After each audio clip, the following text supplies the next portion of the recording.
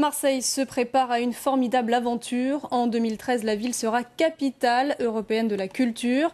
France 3 Provence-Alpes vous fera vivre ce grand rendez-vous. Notre chaîne s'y engage. Elle signera demain une charte de partenariat avec Marseille-Provence 2013. Rémi Flimelin, le président de France Télévisions, paraphrase ce texte. En attendant, il est notre invité. Bonsoir Rémi Flimelin. Pourquoi cet engagement avec Marseille 2013 ?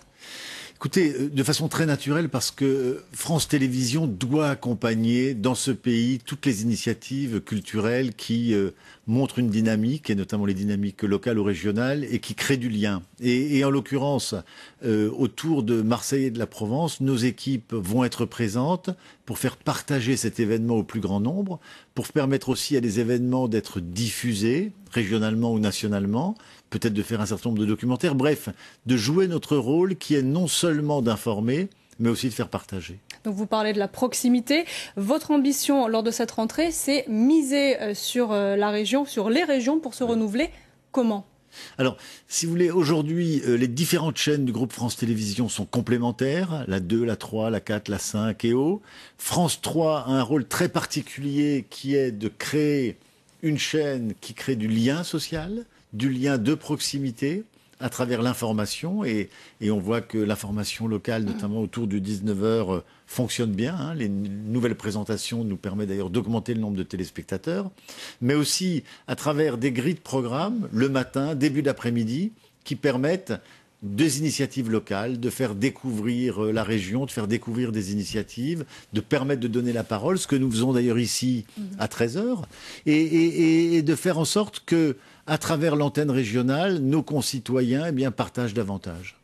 Alors avec l'arrivée de 18 chaînes gratuites, puisque le paysage audiovisuel change, l'arrivée de 18 chaînes gratuites et puis la constitution de groupes privés, quelle est aujourd'hui la spécificité du service public ? Alors le service public a deux spécificités. La première, c'est que ce service public doit s'adresser à tout le monde. Les chaînes privées s'adressent à ce qu'on appelle des cibles. Le service public, c'est la chaîne de tout le monde et tout le monde peut s'y retrouver. Pour s'y retrouver, on a des programmes différenciés entre les différentes chaînes.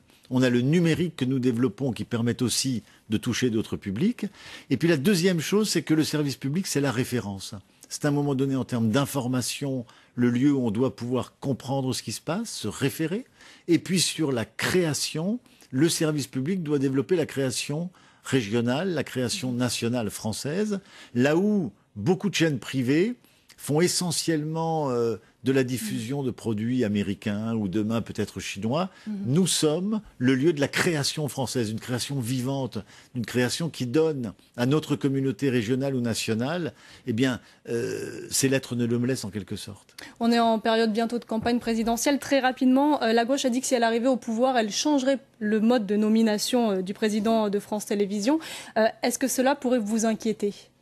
Si vous voulez, d'abord, ça ne m'inquiète pas à titre personnel. Ce que j'observe aujourd'hui, c'est que les élus de droite comme de gauche, et je pense que les candidats le diront aussi, sont absolument persuadés que nous avons besoin d'un audiovisuel public fort. Et un audiovisuel public fort qui se développe sur la durée. Et donc les nominations ont peu d'importance. Ce qui importe, c'est la durée de l'action dans l'audiovisuel public. Merci beaucoup Rémi Flimelin d'avoir répondu à nos questions.